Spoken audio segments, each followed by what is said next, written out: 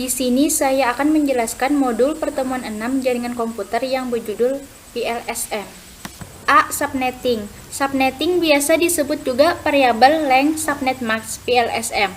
Pembagian jaringan besar ke dalam jaringan yang kecil-kecil inilah yang disebut sebagai subnetting, dilakukan dengan cara memodifikasi subnet max default. B. Manfaat subnetting. Pada jaringan kelas A terdapat 254 host atau komputer yang terkoneksi dalam satu jaringan. Kelas B terdapat 65.534 host atau komputer yang terkoneksi dalam satu jaringan. Kelas C terdapat 16.777 214 host atau komputer yang terkoneksi dalam satu jaringan. Semakin banyak host terkoneksi, terjadi trafik yang semakin besar pada jaringan tersebut. Sebuah LAN dengan 254 host akan memiliki performansi yang kurang baik dibandingkan dengan LAN yang hanya mempunyai 62 host. Pemecahan yang paling sederhana adalah memecah menjadi 2 atau lebih LAN.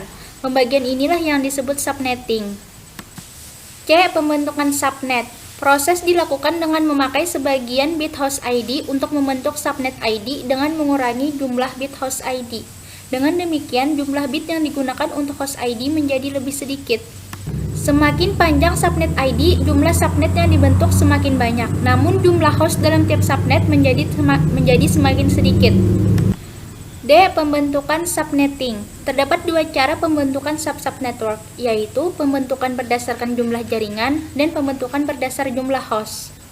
E. Subnet berdasarkan jumlah jaringan. Cara memecah jaringan menjadi 16 jaringan kecil. 1. Tentukan banyaknya kebutuhan jaringan menjadi binar. 2. Hitung jumlah bit yang dibutuhkan hasil nomor 1, 10000 jumlah bit 5. 3. Pada subnet max, sisakan yang bernilai 0 hanya jumlah 0 subnet max lama kurang jumlah bit.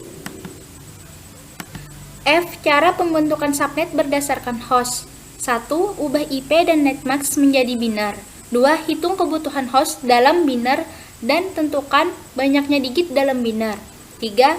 Modifikasi subnet max dengan hanya menyisakan angka 0 sebanyak jumlah digit binar host.